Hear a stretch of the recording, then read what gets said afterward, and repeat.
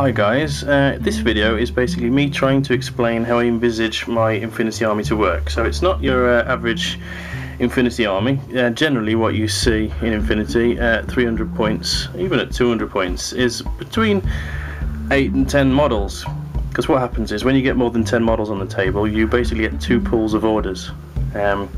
For those who don't know, an order can be spent on any model. So if you've got 10 orders in a combat group, you can spend all 10 orders on one of your miniatures until obviously he gets killed. Then you have to move on to the next one. So usually you get about 10 because people don't like to split their orders into 2 different groups. But with this army, what I've done is I'm basically going for really cheap line troops, which are the Ghulam, which are these guys, which you've seen before, and alongside them I'm running a load of remotes. So the idea is, in my head, I haven't got many games, and I've been doing some demo games and some basic beginner games. I haven't got any full ones in, but the way I envisage this working, if anyone's more experienced out there wants to correct me, please feel free. So the cheap Ghulam, they will provide some cheap orders, but while not being completely useless on the table. So there'll be hackers in there, supported by the Evo repeater. We're going to have a total reaction remote. There's also going to be 2 more total reaction remotes. This one's got just a rifle. The other one's going to have heavy machine guns. So the idea there is that I've got some heavy hitters. Now, the remotes will do 2 things. So this will be quite a reactive army.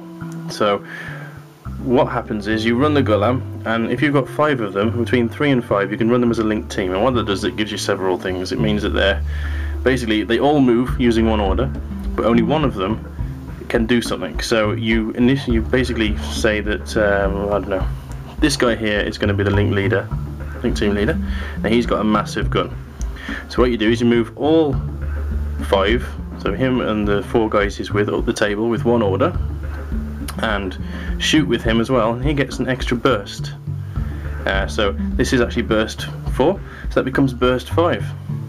There's all sorts of other things as well, meaning like they get 6th sense, which means you can't be attacked from behind without reacting, that sort of thing. And you also get that extra burst on all of the models that are in his linked team. So if I've got 5 models, all 5 of those models are getting an extra burst in ARO. So if somebody walks in front of them, every one of those models, instead of getting 1 shot in response, they're going to get 2 shots, and that's a big difference. What you end up there is if someone walks in front of a whole, they wouldn't do it, but let's say somebody walks in front of the whole linked team and goes into line of sight of all of them, that's basically 10 shots that they've got to deal with instead of 5. That's a massive difference. So there we go. So we've got a doctor to look after them.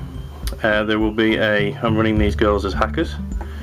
So the hackers are going to deal with tags and remotes and heavy infantry, because basically you can hack the armour of your opponent and turn them off, essentially, make them stop in their tracks. So we have 2 hackers backed up by the Evo repeater there, which basically adds a few things they can do, like making the hack stronger or making the hackers on your opponent's side weaker, that sort of thing. They'll also defend me against hacking attacks. So the doctor is there to keep them alive. We've got an engineer here, this guy. He's there because the engineer skill gives him the ability to be a specialist, so he can do objectives. Now, so he can run up with his remotes. Now, another one of those remotes will be a forward observer, so that will also be a specialist, so he can do the objectives as well. So all the remotes would basically move up. Some of them will stay back and defend, most likely the heavy machine gun ones, or possibly this total reaction one here. And what you'll have is you'll have a base of Ghulam that are moving up, hackers in the back, protected by a couple of remote bodyguards. So they'll be doing a lot of damage while also being quite formidable in response to any opponent's moves. And the remotes will also be quite resilient as well, because 3 of the, it's probably going to be 6 remotes will be total reaction. So that's basically my plan. It may not turn out that way, but there's a lot of flexibility in the lists. We've got the basic Ghulams, we're going to have a doctor, we've got hackers, we've got basic line troops who can be my lieutenant, so you can basically trick your opponent into guessing which one it is. It'll be one of 2 or 3. You've got a heavy machine gun. There I can run this model and proxy it as a Ghulam sniper, because basically they haven't released the Ghulam sniper yet. So got that guy with his massive sniper rifle. I'm going to order the Panzerfaust, which is basically a massive rocket launcher designed to take out heavy armor, but I may not need that because of the amount of remotes I've got around the place. All of those remotes act as repeaters, so basically a radius around them means that I can hack within that radius. So if I've got 7 repeaters on the table and 2 hackers at the back in the backfield, I can hack heavy infantry, tags, remotes from a distance using all those remotes that are up the field causing havoc. So that's basically how I envisage it working. So I've got a lot of tricks in there. Well, there's no tricks, but I've got a lot of things in there which should hopefully allow me to react to my opponent's moves pretty effectively. If they drop a troop in at the back, I'm going to have a total reaction remote at the back there to shoot him as he comes out the sky.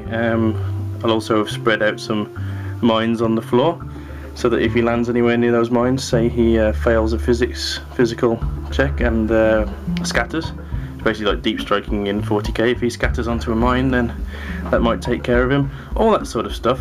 So yeah, I've really tried to think about how I can design the list to take care of my opponent's moves, as well as taking into consideration any objective taking I need to do. And that's it. So yeah, I'm always open to feedback. If anyone has been playing the game for a while and can see any holes in my plans, please let me know. I'll get back to them with my thoughts and how I deal with that sort of situation. And again, I may have missed a whole bunch of situations. I mean, camo troops, for example, I don't really have any way of seeing through camo troops. There'll be a remote which can use a sensor to expose camo in a radius around it, but beyond that I'm basically relying on the high willpower value of the entire of the Haqqislam, which is basically 14, which is actually a very high stat. So I'm relying on that as opposed to using trickery like using certain visors that can see camo and that sort of thing. So the video has actually become quite long, so I'll probably wrap it up here. And yeah, let me know what you think, if there's any holes in it. If you like it, then I'm always keen to hear that as well. It means I'm thinking in the right direction. Right, stay well guys, and I'll see you in the next one. Cheers.